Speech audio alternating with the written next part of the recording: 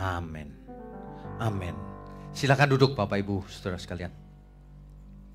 Selamat siang, Shalom. Tema kita di hari ini adalah 7 ciri nabi palsu. Subtemanya yang kedua ini mengubah firman.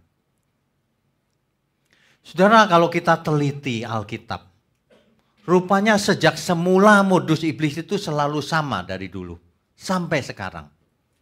Ketika ada di Eden, iblis langsung menyerang firman Tuhan. Firman Tuhan berkata, jangan kau makan buah itu. Si iblis bilang, makan saja, kamu akan menjadi seperti Allah. Jadi rupanya di situ peperangan rohaninya itu.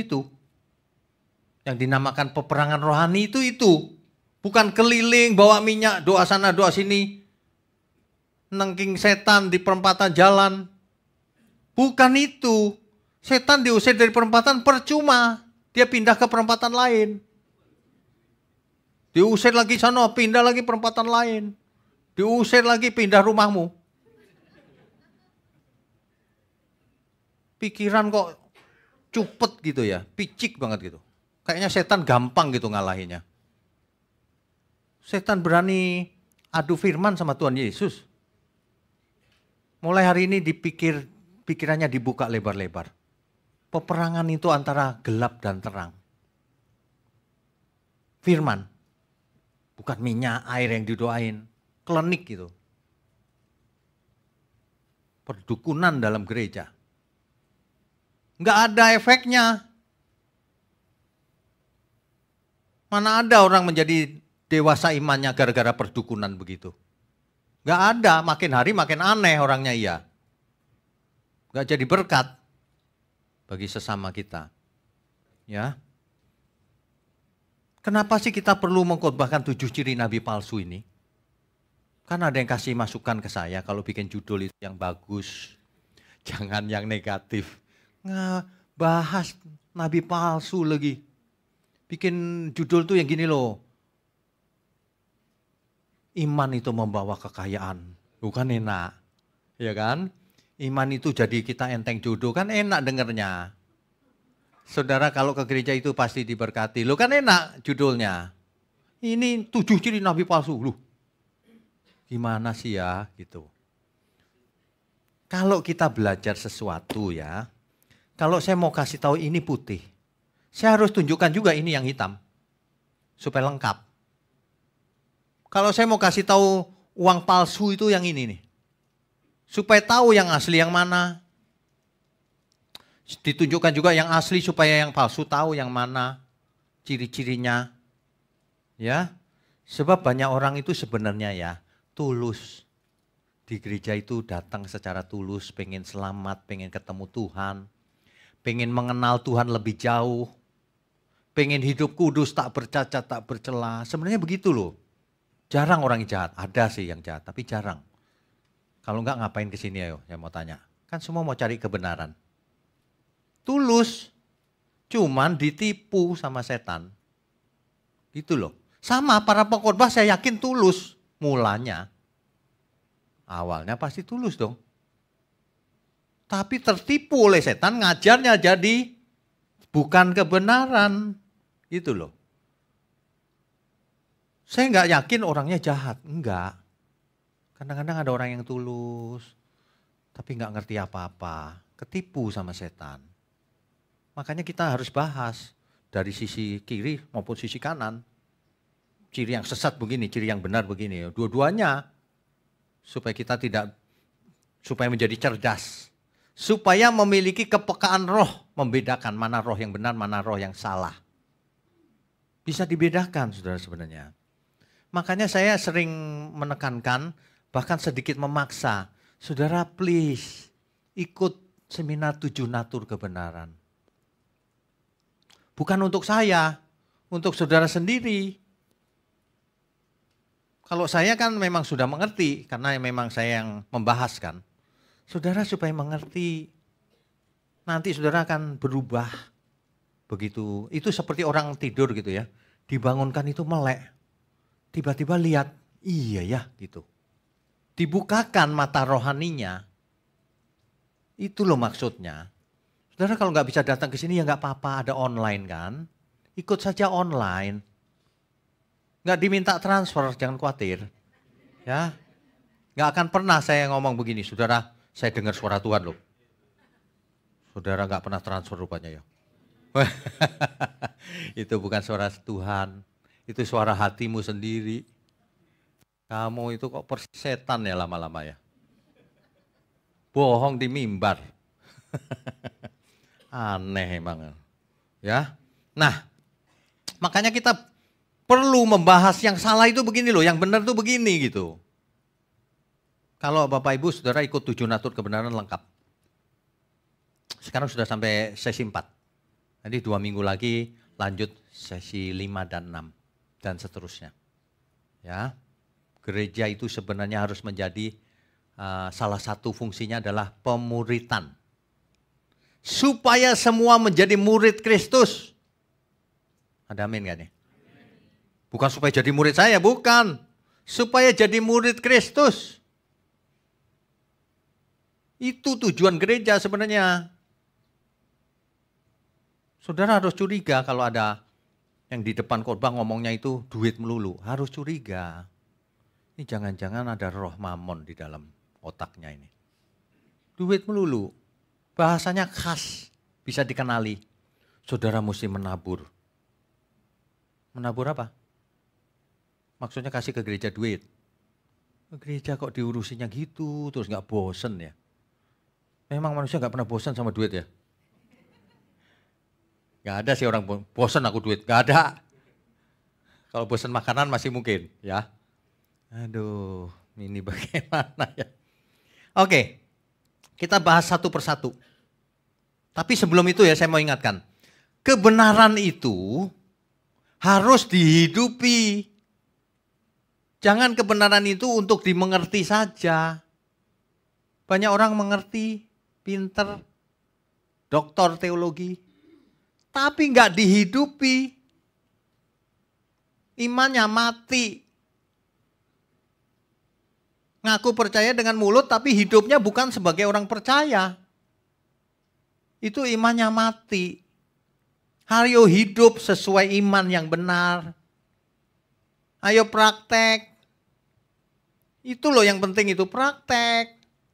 Para suami kalau suka marahin istrinya, praktek yang benar, jangan marahin.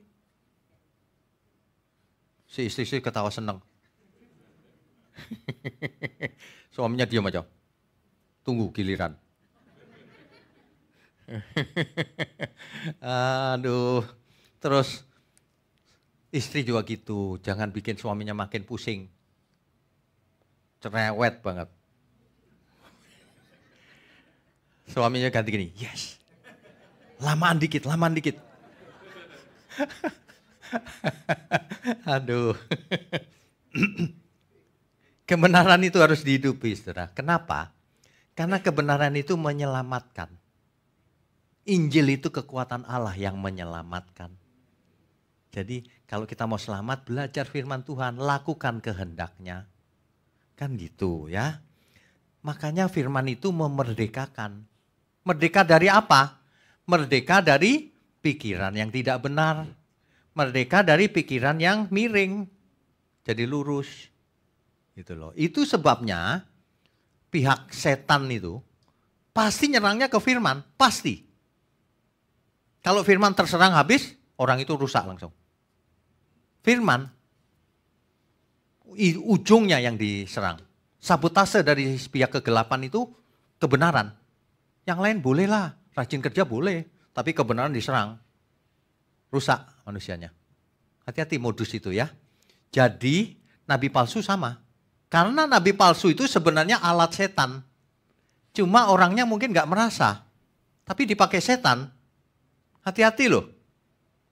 Nabi palsu sudah ada sejak zaman Taurat ditulis. 1440 sebelum Masehi tahunnya. Itu kalau dihitung dari sekarang berapa tuh? 3.500-an lebih ya. 3.500 tahun yang lalu kitab Taurat sudah ada. Ditulis oleh Musa. Jadi kalau orang bicara, oh yang paling tua itu kitabku. Tahun berapa kitabmu? 1440 sebelum Masehi. Jadi kita pakai fakta, nggak usah pakai ngoyong-ngoyong, nggak bisa, nggak usah. Ini tahunnya 1440. Kita mau tahun berapa? Kan fakta saja kan? Data fakta saja.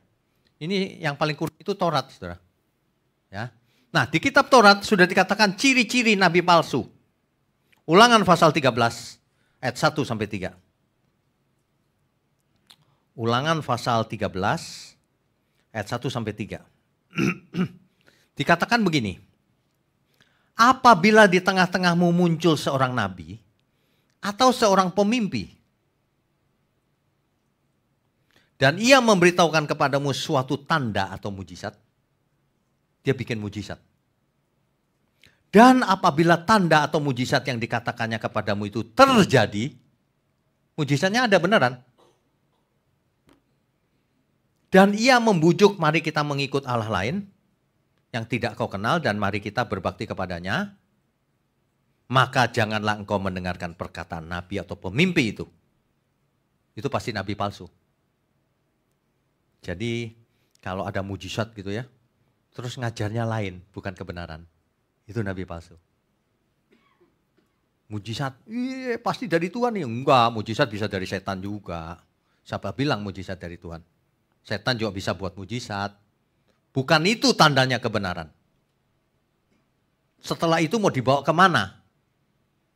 Mujizat percuma kalau tidak bertobat.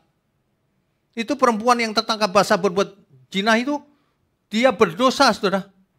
Apa pasti masuk neraka? Belum tentu juga kalau dia bertobat, diampuni oleh Tuhan Yesus. Betul nggak? Itu perempuan yang pendarahan belasan tahun, asalku jamah jubahnya aku sembuh. Dia jamah jubah Yesus dan dia sembuh. Masuk surga nggak dia? Belum tentu. Kehidupan berikutnya bagaimana? Dia bertobat atau balik lagi berbuat dosa? Jangan terkecoh oleh mujizat dan sebagainya itu. Mujizat perlu. Kalau orang sakit dapat mujizat ya kita senang dong ya sembuh. Tapi fakta mengatakan banyak orang sakit nggak sembuh. Bahkan dalam suatu KKR ada yang ngaku tangannya tremor nih, didoain langsung sembuh. Saya cari dong orangnya, bener nggak itu sembuh? Hari ini saya tanya kan, sembuh nggak? Enggak. Tapi waktu itu kesaksian di depan mimbar. Bohong nggak itu? Bohong. Jangan ya saudara. Kalau sembuh katakanlah sembuh, kalau tidak katakanlah tidak, nggak masalah. Jangan bohong di mimbar. Kalau sembuh puji Tuhan. Kalau tidak sembuh, tetap puji Tuhan. Amin. Sekalipun dagingku dan hatiku habis lenyap, nggak masalah. Asal Tuhan berkenan. Itu baru iman. Iman yang benar tuh begitu. Meskipun aku sakit, sehat, kaya atau tidak kaya, enggak masalah. Yang penting Tuhan berkenan. Oh itu udah mantep tuh. Kalau Tuhan gembalaku, aku tidak ingin apa-apa lagi. Tuhan gembalaku, aku masih pengen itu Tuhan. Itu menghina Tuhan loh. Kita sudah punya yang paling tinggi, masih pengen ecek-ecek. Itu ibarat orang ya, pemulung, diambil oleh orang kaya. Sudah dapat nih. Rumah, tinggal di rumah yang bersih dan sebagainya. Tapi dia di sela-sela waktunya mulung lagi dia. Itu menghina sang yang adopsi. Kita itu diangkat Tuhan supaya jadi anak Allah. Bertingkah lakulah sebagai anak Allah. Matikan manusia lamamu. Jangan hidup seperti dulu terus. Gak mau berubah-berubah. Manusia itu paling susah loh suruh berubah. Heran. Padahal susah itu yang untung siapa? Kan Bapak Ibu saudara sekalian sendiri kan yang untung kalau berubah. Kok nggak mau? Lah kok mesti orang lain yang ngotot-ngototan berubah, tapi nggak mau juga. Agak aneh ya. Agak aneh. Tapi memang itu faktanya sih. 7 ciri nabi palsu. Yang pertama, dia bisa bikin mujizat. Tetapi dia mengajak menyembah yang lain juga. Oh itu dulu Pak, zaman Taurat, menyembah Baal dan sebagainya. Ya itu dulu. Sekarang menyembah dewa yang tidak kelihatan. Mamon. Datang ke gereja bukan dihajarin kebenaran.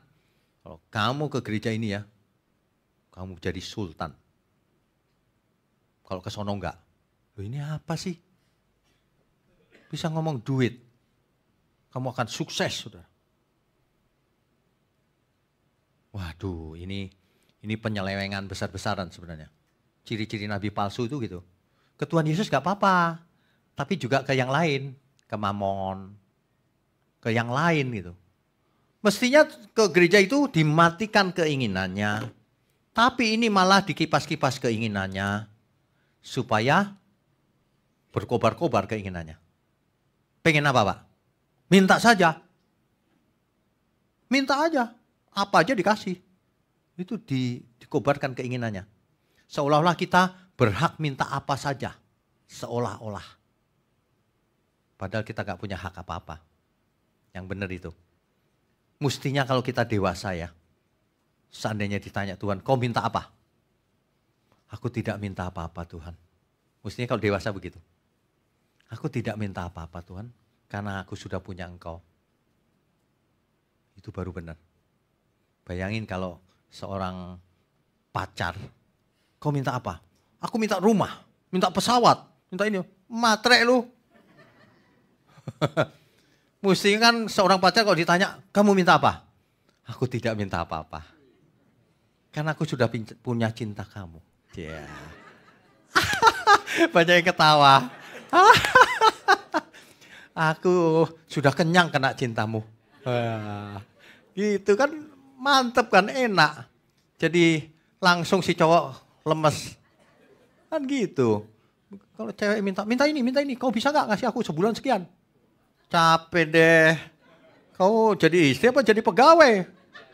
Minta gaji.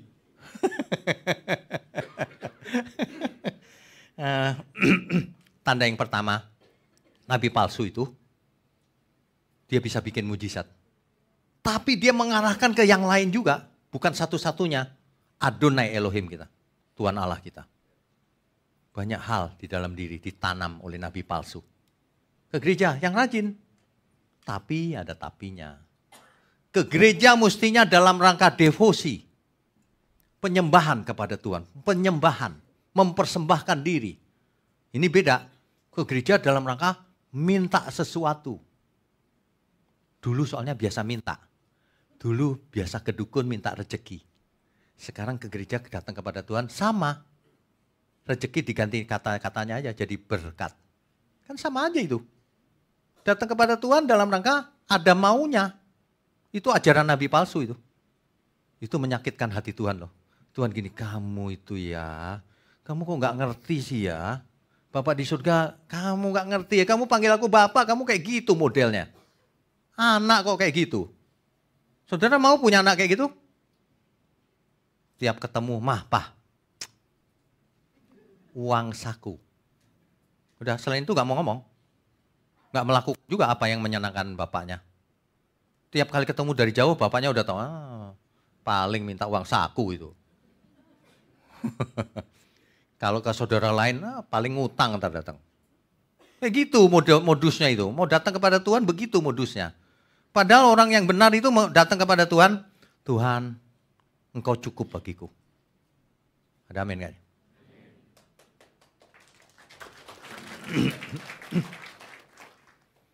Di perjanjian lama, di ayat 5 tadi, Ulangan 13 ayat 5, dijelaskan nabi palsu seperti itu harus dihukum mati.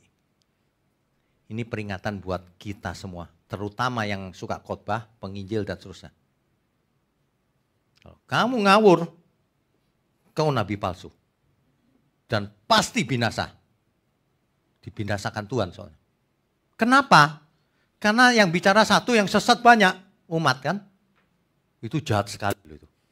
Kalau mau mati, mati sendiri sono. Jangan ajak-ajak orang.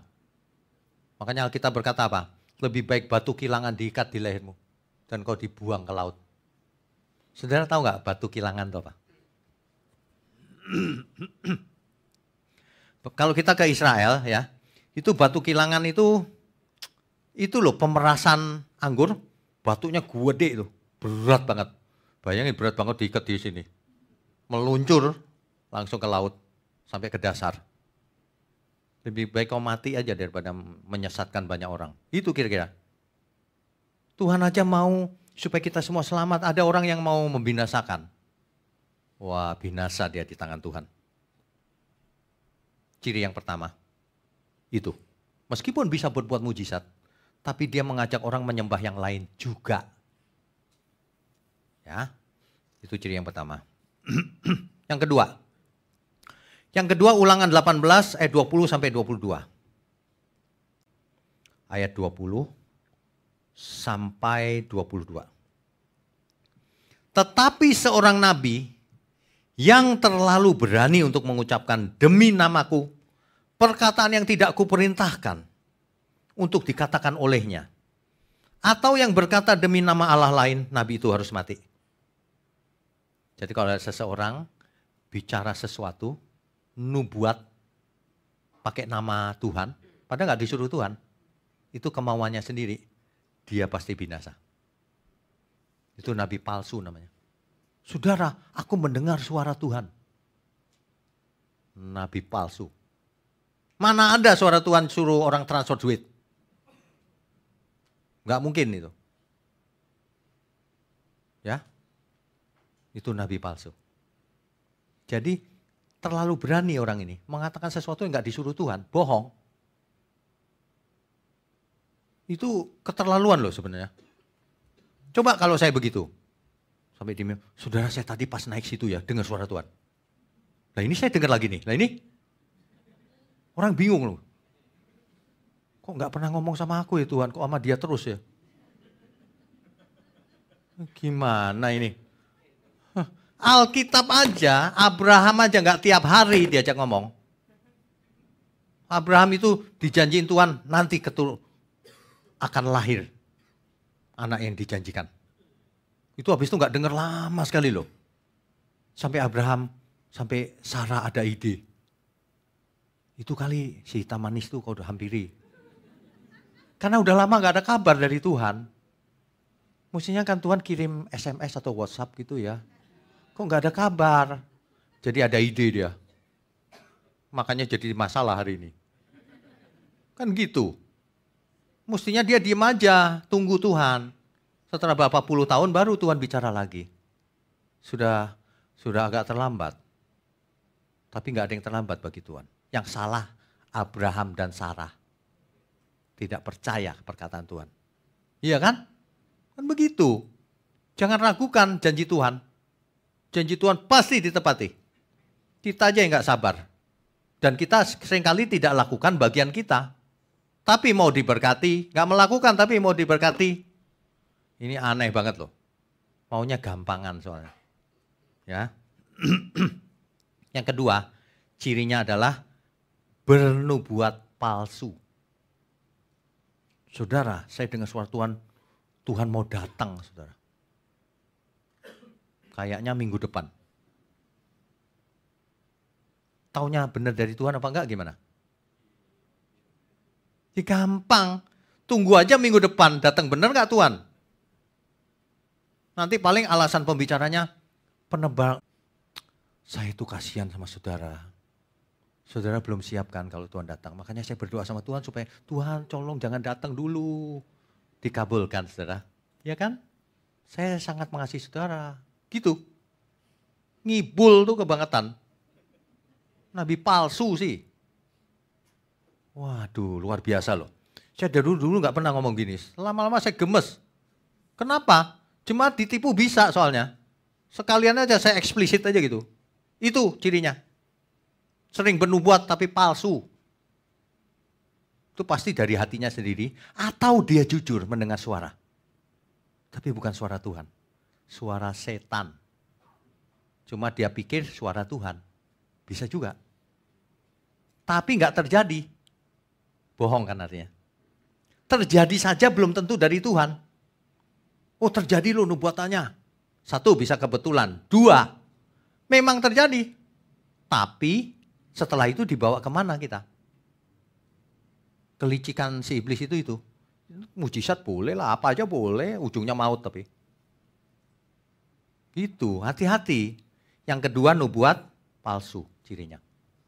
Yang ketiga, ia mengabarkan Injil juga, Yesus juga, Roh juga, tapi versi yang berbeda. Injil yang lain, Yesus yang lain, Roh yang lain. Itu pasti nabi palsu. Di 2 Korintus 11 ayat 3 sampai 4. 2 Korintus 11 ayat 3 sampai 4. Galatia 1 ayat 8. Nanti dibaca sendiri ya. Dampaknya apa kalau seseorang mendengar Injil yang lain? Yesus yang lain, Roh yang lain. Kita baca 2 Timotius 4 ayat 3 sampai 4. 2 Timotius pasal 4 ayat 3 sampai 4. Ini loh, karena akan datang waktunya orang tidak dapat lagi menerima ajaran sehat. Tetapi mereka akan mengumpulkan guru-guru menurut kehendaknya untuk memuaskan keinginan telinganya. Mereka akan memalingkan telinganya dari kebenaran dan membukanya bagi dongeng. Sukanya dongeng, bukan fakta. Makanya dikasih fakta, menghindar. Sukanya dongeng. Sukanya yang senang di telinga. Kalau dengar kayak begini, nggak suka, katanya terlalu keras. Nah, ini repot nih. Sukanya yang dongeng. Alkitab dari dulu sudah menulis hal itu. Ciri ketiga apa tadi? Nabi palsu itu mengajarkan Injil yang lain, Roh yang lain, Yesus yang lain. Versinya sendiri, yang nggak sesuai Alkitab. Itu pasti nabi palsu. Pasti. Ya. Ciri keempat. Nabi palsu itu biasanya hanya menekankan hal-hal sebagian kecil dari kebenaran. Misalnya. Apa ya misalnya ya? Misalnya bahwa keselamatan itu harusnya kan kekekalan. Nah ini keselamatan hanya di bumi. Misalnya gini, kalau datang di gereja ya nanti diberkati. Istilah diberkati itu maksudnya diberkati secara fisik. Nanti sehat, ya. Nanti hidupnya beruntung. Nanti nggak pernah sakit. Gitu-gitu. Nanti kaya raya. Makanya ada orang ke gereja tersandung. Kenapa? Karena dia tidak kaya lalu tanya pendetanya. Kenapa aku gak kaya ya Pak? Dijawabnya gini, kamu pasti berbuat dosa ya. Gitu. Sebab kalau gak berbuat dosa pasti kaya kata dia. Waduh. Mengajarkan sebagian sebagai kebenaran, tidak jujur. Itulah teologi kemakmuran. Yang tekanannya selalu harta gitu. Angkat dompetmu dan sebagainya itu. Jadi kepala bukan ekor. Apalagi ya. Banyak. Banyak. Belum yang teologi mistis-mistis. Yang ngajarin bukan kebenaran itu pasti nabi palsu. Pasti. Hati-hati saudara. Yang binasa siapa? Nabi palsunya atau yang dengar? Dua-duanya. Dulu ada orang ngomong gak apa-apa lah kan bukan saya ini. Iya kau dengar dia kau aminkan ya kau masuk. Bersama dia satu kloter. Berangkat sama-sama kau nanti. Seleranya yang begituan. Diajar kebenaran gak mau. Kebenaran kan keras ya, kita harus melakukan. Gak mau, maunya yang dengar enak-enak, dihibur gitu. Apalagi kalau di gereja enak, AC-nya dingin. Didongengin, enak. Terus ngantuk. Ada orang bercanda sama saya gak tahu bener gak tahu enggak loh. Dia ngomong gini, enak loh di gereja itu. Ya, sambil dengar firman kebenaran sambil kita tidur di hadirat Tuhan. Makanya setiap datang selalu duduknya paling belakang. Ini bukan ngomongin yang di belakang loh ya. Bukan itu ya. Ini ada teman saya ngomongnya begitu. Aduh Pak, aku kalau ke gereja seneng banget, enak rasanya. Pulang itu seger badanku. Loh kok bisa seger? Rupanya tidur dia di gereja. Aduh. Nabi palsu menekankan berkat-berkat jasmani saja. Padahal yang jasmani itu fana. Justru yang kekal itu yang bukan jasmani. Makanya yang ditekankan jangan makanan roti saja. Yang terutama adalah firman kebenaran. Gereja itu harus ada firman kebenaran. Kalau tidak ada percuma. Gereja itu minimal ada 2 yang harus ada itu. Harus. 1 firman kebenaran. Yang benar. 2 teladan. Kalau yang khotbah teladannya nggak bagus, jangan datang lagi saudara. Kalau saudara pikir saya bukan orang benar, jangan datang lagi. Ngapain dengar saya begini? Kalau saya nggak benar, saya ngomong begini kan kayak acting. Memangnya tukang jamu. Ngomong asal gitu. Kayak marketing aja. Beneran 2, 1 teladan, 1 kebenaran. Salah satu nggak ada nggak usah. Dia nggak bisa jadi teladan, tapi ngomongnya kebenaran nggak usah. Spiritnya, rohnya pasti beda. Aslinya beda pasti. Hati-hati loh saudara. Ya. Makanya saudara, apalagi pelayan Tuhan harus punya 2 itu. Ya, para pelayan Tuhan harus punya 2 itu. Jadi teladan. Dan kebenaran. Jangan, aku bukan pendeta, biar pendetanya aja yang jadi teladan. Enggak bisa. Pelayan Tuhan dimanapun berada, saya udah sering ulang loh. Aktivis-aktivis ini, ingat loh ya. Kamu dikenal dimanapun. Kan wajahnya muncul terus tuh di YouTube. Oh, jangan heran nanti kalau suatu hari ke tempat mana gitu ya. Terus ada yang ngomong, GSKI Peak ya? Gitu. Iya, kita udah sering begitu. Ngajak siapa waktu itu ya? Pak Aceng atau siapa? Ini yang sering WL ya gitu. Ternyata ingat loh, Bang Boim juga. Ini yang itu ya, yang suka main keyboard. Yang sekarang mulai khotbah. Wah. Aduh. Itu luar biasa loh. Tapi itu memberkati kita loh. Kalau orang kenal itu memberkati malah. Kenapa? Kita jadi takut buat dosa. Saya pernah cerita nggak? Saya sama istri saya sampai menyendiri gitu ke Bogor sampai ujung sampai hutan. Udah hutan di situ. Sini ada warung. Ya saya duduk di situ kan berdua. Manajernya keluar. Pak Wignyo mau pesan apa? Loh. Saya sudah melarikan diri jauh-jauh. Masih ketangkep juga. Aduh. Coba bayangkan kalau aman di sini. Terus ngomong sama, "Hai, pelayan." Terus ada apa Pak Wignyo? Lah. Aduh. Makanya saya takut, saudara. Kemana aja saya takut lihat wajah. Iya benar. Sama aduh nanti saya nggak mau buat salah sedikit pun. Nggak taunya di sekeliling sini jemaat cuma diem aja dia sambil ngeliatin gitu. Sambil pura-pura selfie padahal ngevideoin saya. Aduh. Ini sama pelayan Tuhan semua kita ya. Hati-hati loh, di mana-mana dikenal. Beneran dikenal, apalagi singer, WL apalagi, waduh. Choir, ya, pemusik. Semua, bahkan usher aja dikenal, percaya deh. Jadi jangan pernah ada di antara kita yang sembarangan lupa diri. Kita diliatin banyak orang terus nih. Itu sesuai Alkitab, karena kita mempunyai banyak saksi. Maka kita jangan buat dosa. Ya. Termasuk jemaat loh ya, jangan jemaat sembarangan gue cuma jemaat ini ngomong sembarangan gitu, nggak taunya sampingnya jemaat juga. Loh Pak kok gini aslinya? Kemarin kayaknya ketemu di gereja, shalom, halus sekali, suaranya merdu. Di luaran kok bisa kasar. Saya cuma khawatir kalau pelayan-pelayan Tuhan di PIK ini jadi sandungan, beneran. Nanti orang bilang, itu pelayan PIK itu. Siapa itu gembalanya? Aduh, jangan ya, kita semua, bahkan jemaat juga jangan. Ya. Oke, tadi sampai nomor berapa tadi? 4 ya. Ciri nabi palsu yang keempat, menekankan berkat jasmani saja. Justru yang penting kekekalan gak ditekan-tekan. Yang kelima.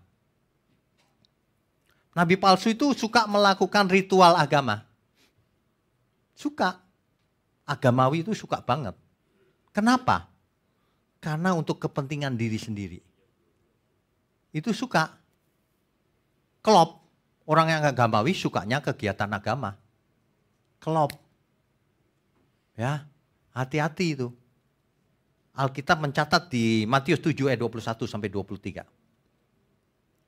Bukan orang yang memanggil Tuhan, Tuhan yang masuk kerajaan surga. Tetapi orang yang melakukan kehendak Bapakku yang di surga.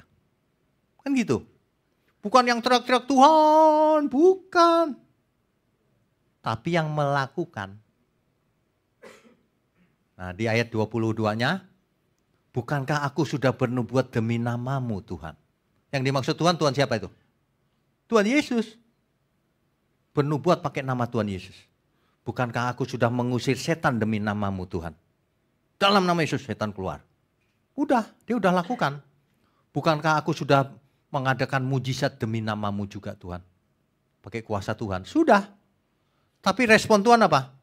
Nyah kau daripadaku. Pembuat kejahatan. Dulu waktu saya masih kecil bingung baca ini. Kok dalam nama Yesus kok dibuat kejahatan ya? Ternyata melakukan untuk kepentingannya diri sendiri. Tahu dari mana? Ayat 21-nya nggak masuk surga karena tidak melakukan kehendak Bapa, itu melakukan kehendaknya sendiri. Emang bisa? Bisa. Kegiatan agama bisa jadi alat untuk ngumpulin duit. Bukan ngajarin kebenaran. Beneran, bisa. Kita udah lihat contoh-contohnya. Kan begitu ya. Jadi nabi palsu melakukan kegiatan agama. Tapi untuk kepentingan diri sendiri. Yang begituan gak usah ikut. Hati-hati saudara. Ya, jangan mau begituan. Itu yang kelima ya. Ada 7, 2 lagi. Yang keenam. Nabi palsu itu memanipulasi orang lain supaya ikut dia. Supaya dia dikultuskan. Padahal ayat Alkitab berkata apa? Jadikan semua bangsa. Kunya di situ siapa? Tuhan Yesus. Lah prakteknya begitu apa enggak? Bayangkan kalau saya mengajar, saudara murid saya, supaya jadi murid saya. Akibatnya apa? Mengkultuskan saya akhirnya. Memuja. Saya ngomong salah pun diaminkan. Itu pengkultusan namanya. Makanya banyak orang yang mengkultuskan itu udah enggak punya logika. Kesadarannya hilang. Karena kena hipnosis. Pengkultusan. Jangan sampai kita mengkultuskan siapapun. Kita cuma punya Tuhan satu, Tuhan Yesus. Amin ya? Nah, kalau enggak rugi sendiri. Jangan pernah mengkultuskan siapapun. Makanya saya pernah berkata begini, seandainya saudara tidak suka di sini, saudara silakan pindah, enggak apa-apa. Beneran, tapi cari yang bener. Ya iya dong, supaya selamat kan. Nanti ketemu lagi kita di surga. Gitu maksudnya. Bayangin kalau ada gereja yang gini. Berani pindah dari sini. Kutuk nanti. Loh, emangnya yang bisa mengeluarkan kutuk siapa? Kita emang. Lagian pindah nggak masalah asal Tuhannya Tuhan Yesus. Amin ya. Nggak apa-apa. Ini bukan bisnis. Pindah silahkan. Tapi jangan ke yang salah. Jangan pindah ke nabi palsu. Nanti kau binasa. Kan gitu kan? Saya bahkan ya saking gemesnya itu ya, saya bilang begini.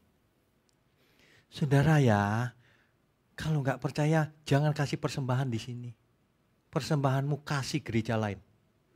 Tapi dengar firman-Nya di sini supaya selamat, supaya mengerti yang benar. Amin. Kan begitu. Wah, sombong itu. Pasti ada yang respon gitu di YouTube. Sombong itu. Mentang-mentang kaya raya. Memang kita kaya. Bapak kita kaya di surga. Amin. Padahal gereja memang butuh dana, bukan? Tapi jangan mengalahkan kebenaran. Kebenaran nomor 1. Sebentar lagi kita kan renov. Biayanya besar. Tapi jangan tergantung dari itu. Saudara terbeban untuk dukung, oke. Enggak dukung, enggak masalah juga. Tapi hiduplah yang benar menurut kebenaran. Gitu loh maksudnya. Ya, sampai ngomong begini coba. Ada enggak yang ngomong gitu? Belum pernah ada kali ya. Yang ada itu, saudara kan makan di sini. Bayarnya di sini katanya. Gereja dijadikan warung Padang. Makan di mana, bayar di mana? Aneh. Jadilah murid Tuhan Yesus. Makanya jangan mengkultuskan. Nabi palsu selalu berusaha memusatkan dirinya yang jadi perhatian. Itu nabi palsu namanya. Yang jadi perhatian harus Tuhan Yesus. Bukan kita. Tentu saja dalam hidup realitanya, saya sebagai gembala yang membimbing. Tapi membimbing sementara. Supaya Bapak Ibu Saudara lama-lama dewasa kan? Kalau dewasa kan hubungan langsung. Sebelum dewasa oke, kita bimbing. Tapi nggak perlu mengkultuskan. Ya. Amin semua? Amin. Itu ciri yang ke-6. Ciri yang ke-7. Saudara tahu nggak? Sebenarnya kalau mau to the point ya. Sesuai dengan tema di siang hari ini. Mengubah firman. Modus utamanya dari si iblis itu mengubah kebenaran. Dipelintir-pelintir. Supaya kelihatannya benar padahal menyesatkan. Itu iblis. Mengubah firman, melawan Alkitab. Itu iblis itu pasti. Saya serius nih. Makanya kalau kita lihat ya di YouTube, coba aja cari nanti. Ada lagu yang begini. Saya lupa persisnya, tapi kira-kira kalimatnya begini. Alkitab menghalangi kita datang sama Tuhan. Membuat kita tidak mengerti kebenaran. Alkitab disalahin. Lagu bahasa Indonesia loh ini. Ada. Lihat aja. Itu pasti dari setan itu. Alkitab disalahin. Modusnya memang begitu iblis. Alkitab disalahin supaya, kalau Alkitab salah udah gak ada pagernya nih. Baru saya ngomong sembarangan aja. Saudara, kebenaran tuh begini, udah gak pakai Alkitab. Modusnya memang begitu. Atau pakai Alkitab, tapi diartiin lain. Nah itu nabi palsu namanya. Tidak jujur. Setan saja memakai ayat-ayat Alkitab loh untuk menguji Tuhan Yesus. Tapi dipelintir-pelintir. Ujungnya maut kalau kita mengikuti firman seperti itu. Nah makanya ini sangat penting. Tidak semua yang pakai ayat Alkitab benar bisa dipelintir oleh orangnya. Ayatnya dari Alkitab. Ya, intinya nabi palsu itu membinasakan, menyesatkan supaya orang tidak memiliki iman yang benar. Itu intinya nabi palsu. Ya.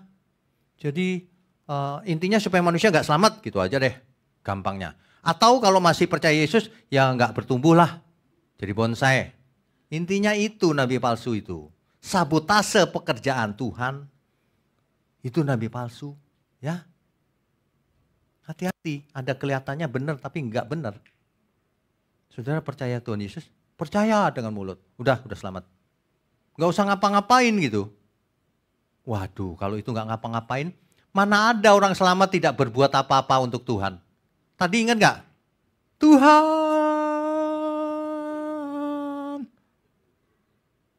Percuma kau teriak-teriak Tuhan. Kalau tidak melakukan kehendak Bapakku yang di surga, kata Tuhan Yesus. Makanya ya, kalau tidak melakukan binasa. Lah dulu kita diajar, nggak melakukan tuh nggak apa-apa. Karena apa? Keselamatan bukan karena perbuatan baik katanya. Itu pasti dari setan ajaran itu. Supaya manusia nggak berbuat baik. Pasif, makan tidur. Minggu ke gereja absen. Ini apa ini? Dulu saya nggak ngerti itu. Waktu masih kecil. Ya. Sekarang jadi ngerti. Makanya saya karang lagu ini kan, yang judulnya Kini Ku Sadari itu.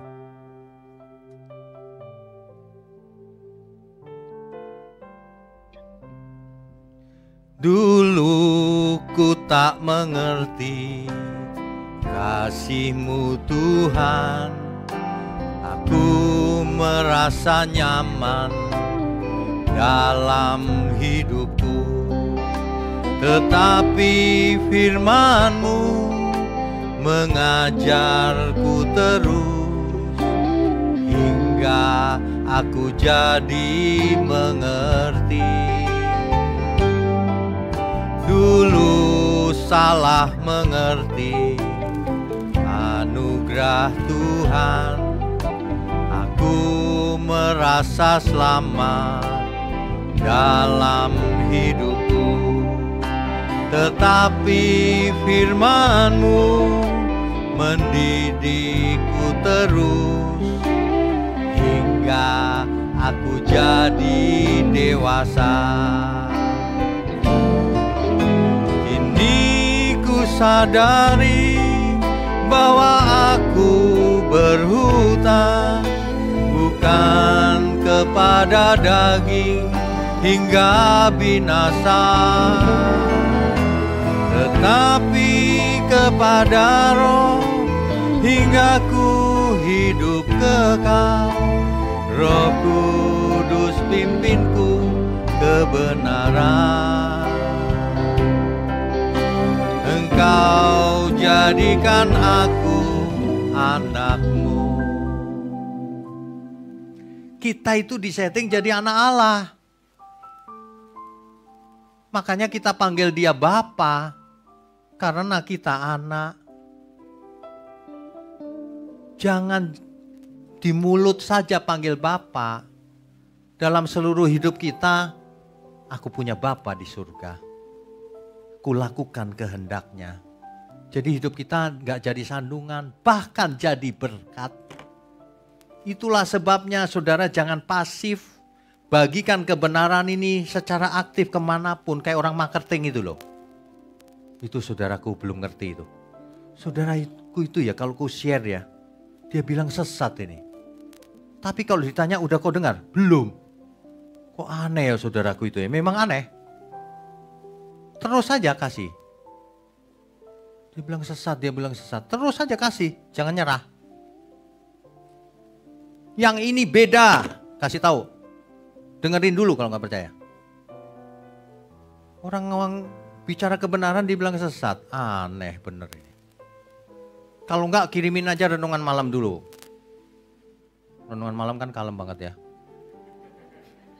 Sekali-sekali saya mau khotbah seperti itu ah. Selamat siang saudara. Terus tiba-tiba satu deret terakhir rebah. Ngantuk soalnya. Aduh. Saudara, hidup cuma satu kali. Jangan sampai kita, maaf ya, pakai kata bodoh. Hidup cuma satu kali, jangan kita bodoh. Jangan kita bisa dibodohi oleh si ular itu. Ular itu bisa tampil sebagai berbagai macam manusia, termasuk di gereja. Itu ular itu. Sesuatu yang bukan kebenaran pasti dari si jahat. Pasti. Ayo kita belajar tulus. Ayo kita belajar yang benar hidup kita. Dari detik ke detik. Yang benar saudara. Ya, jangan percaya sembarangan. Di luar banyak beredar hoax. Meskipun ayatnya diambil dari Alkitab tapi dipelintir-pelintir. Sehingga artinya beda. Hoax itu namanya. Datang ke gereja untuk belajar jadi murid Tuhan, jadi murid dia. Datang ke gereja mau dengar firman Tuhan, diceritain yang lain-lain kayak motivator. Apa bedanya kalau gitu motivator dengan firman? Jangan disamain.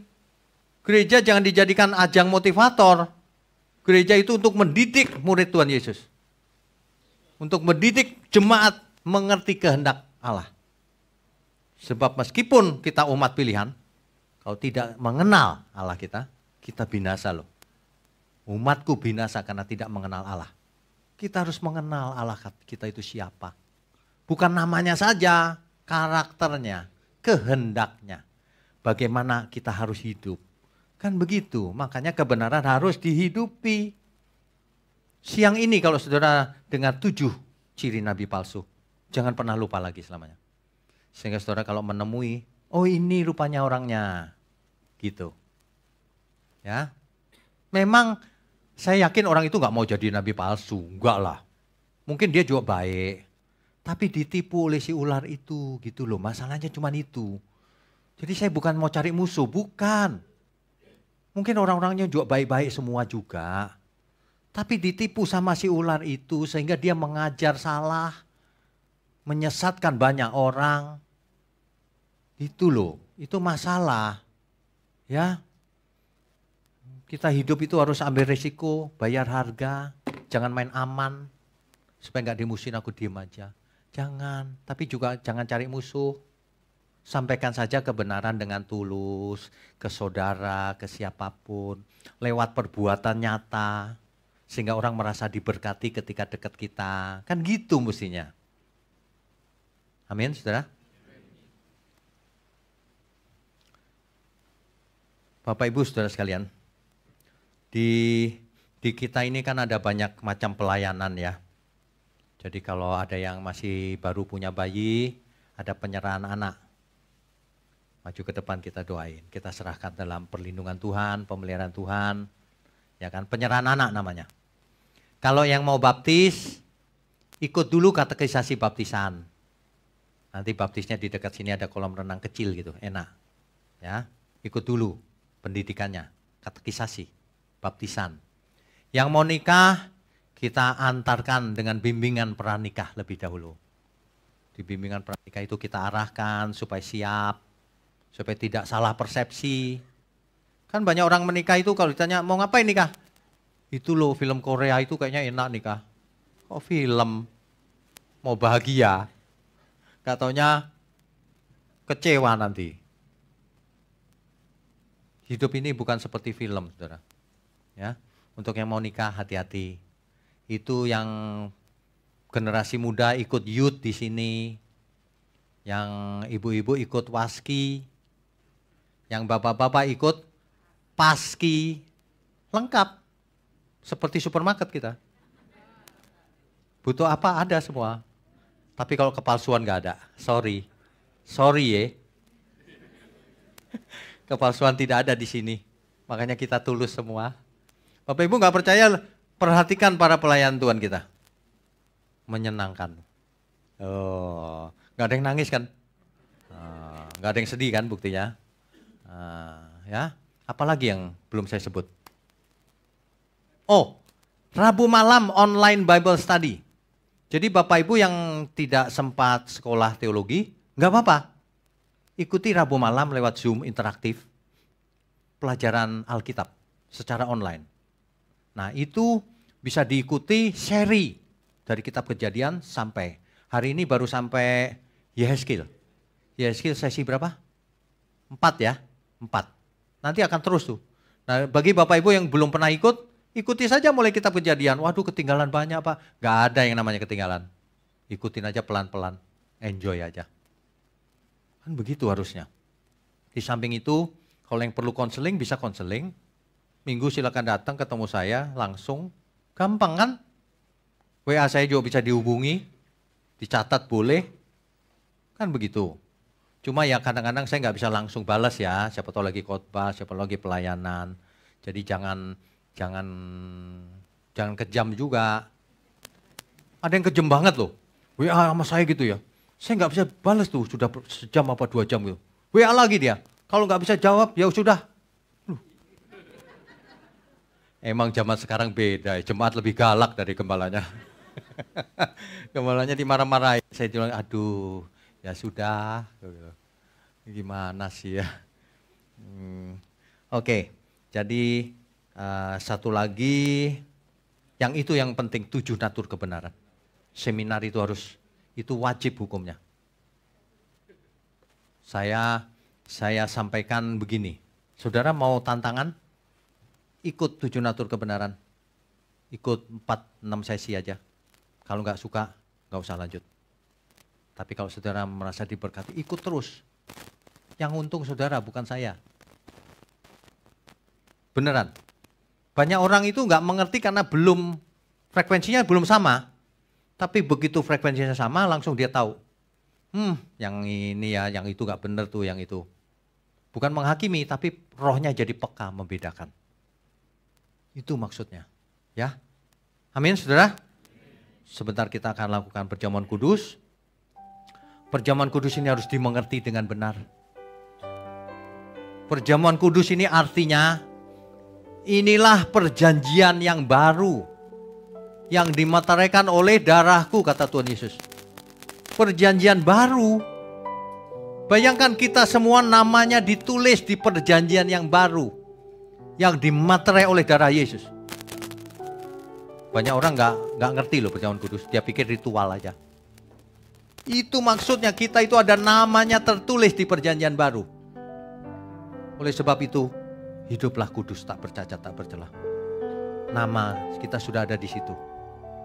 Amin ya semua ya. Saat ini ku datang Tuhan ke perjamuan kudus-Mu. Aku mau merenungkan keagungan kasih-Mu. Dolorosa jalan sengsara, Kau pikul berat beban-Mu. Di atas bukit Kau disalibkan, menggantikan tempatku. Saat ini ku datang lagi Tuhan.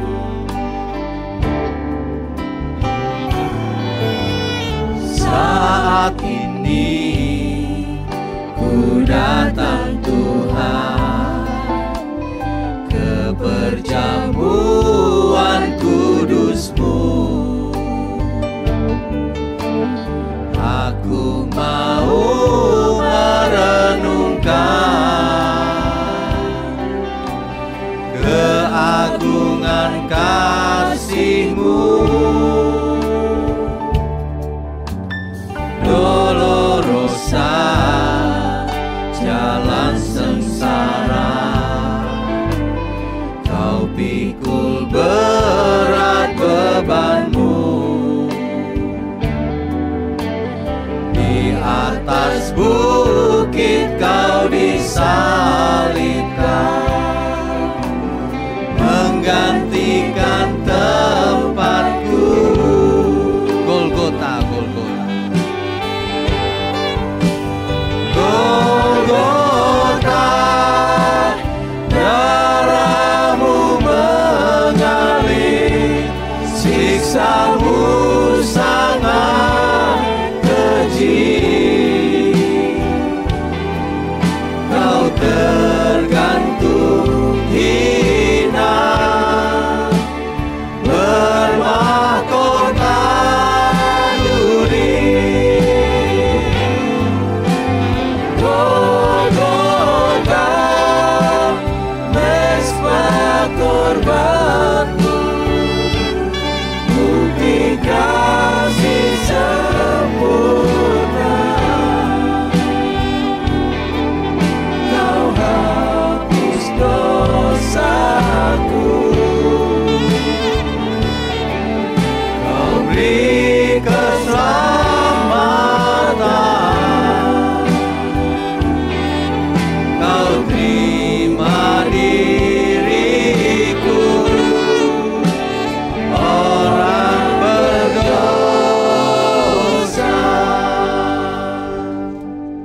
Bapa kami yang di surga, terima kasih untuk siang hari ini. Kami sudah dengar firman-Mu yang luar biasa. Sekarang kami mau menerima perjamuan kudus sesuai titah Tuhan Yesus 2000 tahun yang lalu. Mohon berkati tangan-tangan yang melayani Tuhan. Layakkan setiap kami hamba-hamba-Mu ini untuk melayani perjamuan kudus. Juga layakkan seluruh jemaat dimanapun berada untuk menerima perjamuan kudus. Terima kasih Tuhan. Kami percaya ini adalah suatu berkat yang tak terhingga nilainya. Nama kami tertulis dalam perjanjian yang baru, yang dimeteraikan oleh darah Yesus. Terima kasih Bapa. Mari para pelayan perjamuan kudus, bagikan roti dan anggur kepada seluruh pelayan Tuhan dan jemaat Tuhan. Bapak Ibu Saudara sekalian yang ada di rumah, silakan mempersiapkan diri roti dan anggur. Kalau tidak ada anggur, boleh pakai teh. Silakan saudara.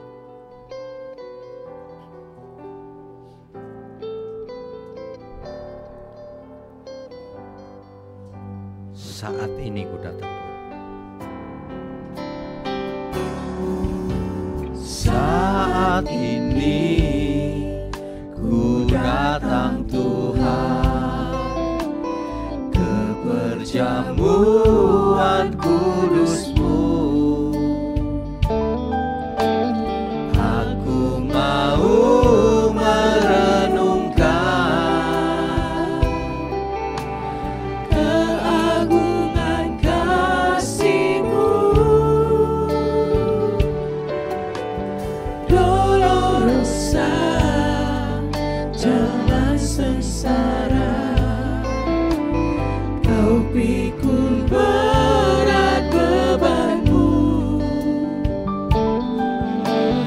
Di atas bukit Kau disalibkan,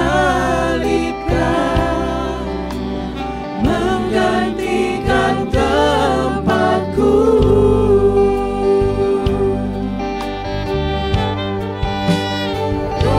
Golgota, darah-Mu mengalir, siksa-Mu sangat keji. Kau tergantung hina, bermahkota duri. Golgota, mezbah korban-Mu, bukti kasih sempurna. Kau hapus dosaku, Kau beri keselamatan,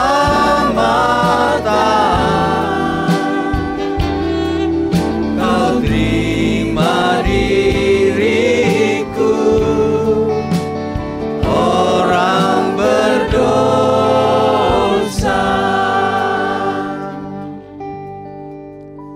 Baik, Bapak Ibu Saudara sekalian, apakah ada di antara Bapak Ibu Saudara yang belum menerima roti dan anggur perjamuan? Kalau ada silakan angkat tangan.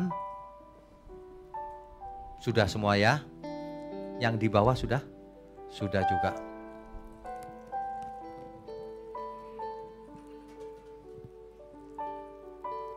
Baik, saya undang semua untuk bangkit berdiri.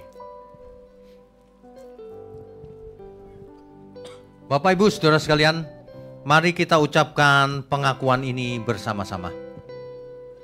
Di dalam nama Tuhan Yesus, Di dalam nama Tuhan Yesus, aku percaya aku percaya bahwa tubuh Tuhan Yesus bahwa tubuh Tuhan Yesus telah dipecah-pecahkan. telah dipecah-pecahkan. Darah Tuhan Yesus Darah Tuhan Yesus telah ditumpahkan telah ditumpahkan bagi pengampunan bagi pengampunan dan penebusan dosa-dosaku. dan penebusan dosa-dosaku. Oleh korban Tuhan Yesus, Oleh korban Tuhan Yesus, aku percaya aku percaya aku telah dibebaskan aku telah dibebaskan dari kutuk dosa, dari kutuk dosa, kutuk maut, kutuk maut, segala kutuk, segala kutuk dan api neraka. dan api neraka. Oleh korban Tuhan Yesus, Korban Tuhan Yesus, aku percaya aku percaya bahwa aku telah memperoleh bahwa aku telah memperoleh pengampunan dosa, pengampunan dosa, keselamatan, keselamatan, hidup kekal, hidup kekal, kesembuhan, kesembuhan, pemulihan, pemulihan, kemenangan, kemenangan, dan kelimpahan berkat dan kelimpahan berkat di dalam Tuhan. di dalam Tuhan. Oleh korban Tuhan Yesus, Korban Tuhan Yesus, aku percaya aku percaya dan menerima dan menerima bahwa aku adalah milik Tuhan, bahwa aku adalah milik Tuhan, hidup untuk mengabdi hidup untuk mengabdi dan melayani dan melayani bagi Tuhan Yesus bagi Tuhan Yesus dengan segenap hidupku dengan segenap hidupku sampai selama-lamanya. sampai selama-lamanya. Mari kita angkat roti dengan tangan kanan kita. Sebab apa yang telah kuteruskan kepadamu telah aku terima dari Tuhan, yaitu bahwa Tuhan Yesus pada malam waktu ia diserahkan mengambil roti, dan sesudah itu ia mengucap syukur atasnya. Ia memecah-mecahkannya dan berkata, inilah tubuhku yang diserahkan bagi kamu. Perbuatlah ini menjadi peringatan akan aku. Roti ini menunjuk kepada tubuh Tuhan Yesus. Makanlah saudara, di dalam nama Tuhan Yesus Kristus.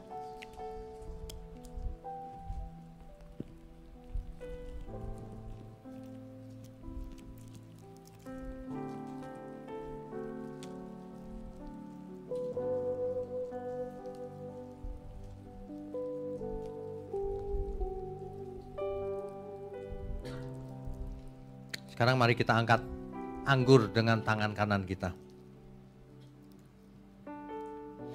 Demikian juga ia mengambil cawan sesudah makan lalu berkata, cawan ini adalah perjanjian baru yang dimeteraikan oleh darahku. Perbuatlah ini setiap kali kamu meminumnya menjadi peringatan akan aku. Sebab setiap kali kamu makan roti ini dan minum cawan ini, kamu memberitakan kematian Tuhan sampai ia datang. Anggur ini menunjuk kepada darah Tuhan Yesus. Minumlah saudara, di dalam nama Tuhan Yesus Kristus.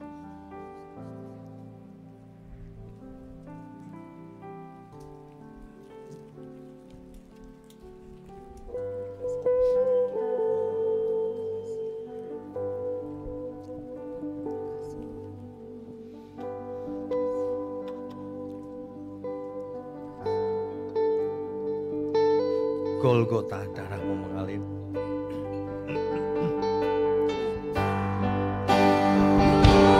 Golgota, darahmu mengalir, siksamu sangat keji.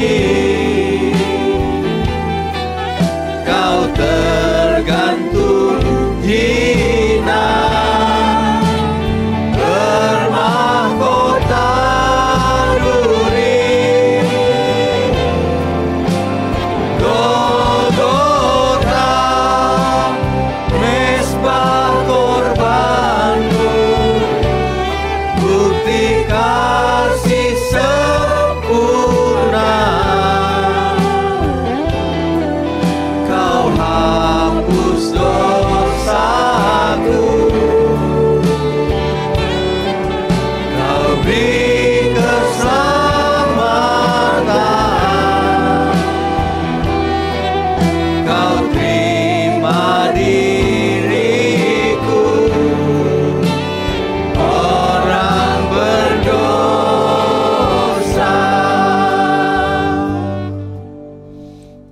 Bapa kami yang di surga, kami mengucap syukur kalau nama kami tertulis dalam perjanjian baru yang dimeteraikan oleh darah Yesus.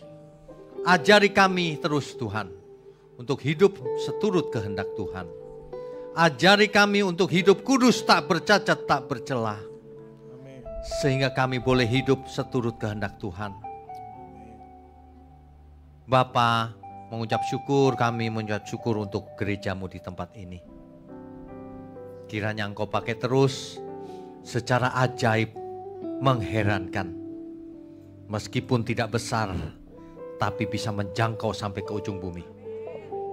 Kami percaya kuasa Tuhan mengalir lewat gerejamu ini Tuhan. Melalui tangan-tangan pelayan-pelayan Tuhan yang ada. Melalui jemaatmu di tempat ini. Semuanya memancarkan terang yang ajaib. Terima kasih ya Tuhan. Terima kasih untuk tangan-tangan yang mendukung pekerjaanmu juga. Berkati keluarga besarnya. Juga seluruh kami ya Tuhan sebagai keluarga besar.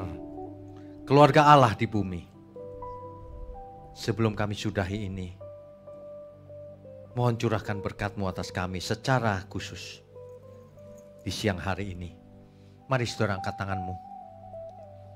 Kami sambut segala berkat, baik berkat jasmani maupun berkat rohani.